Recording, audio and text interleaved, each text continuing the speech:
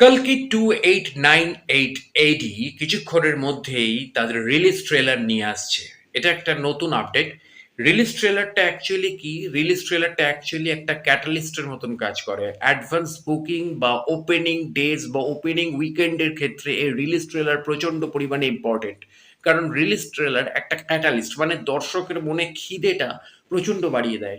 Teaser বা ট্রেলারে আপনি যা দেখেছেন সেটাই প্রায় রিলিজ ট্রেলারে আরেকটু গ্র্যান্ডার, আরেকটু বড় ধামাকা, আরেকটু প্রেজেন্টেশন ভালো নিয়ে এবং আরেকটু কাহিনী বিন্যাস, আরেকটু স্টোরি এক্সপ্লেনেশন নিয়ে রিলিজ ট্রেলারকে প্রেজেন্ট করা হয়।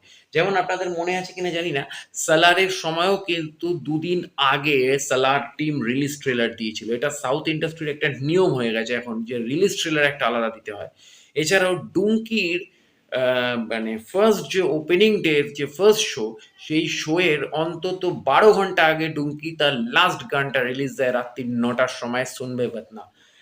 এইরকম ভাবেই কিন্তু এখনকার মার্কেটিং স্ট্র্যাটেজি তৈরি হচ্ছে, এবং সেই মার্কেটিং স্ট্র্যাটেজিতে দাঁড়িয়ে কালকি 2898 এডি আজকে সন্ধ্যে 6টার সময় কিন্তু তারা তাদের রিলিজ ট্রেলার নিয়ে আসছে। এবার রিলিজ ট্রেলার আরো কতটা ভয়ঙ্কর হতে চলেছে সেই দিকে আমাদের দৃষ্টি থাকবে।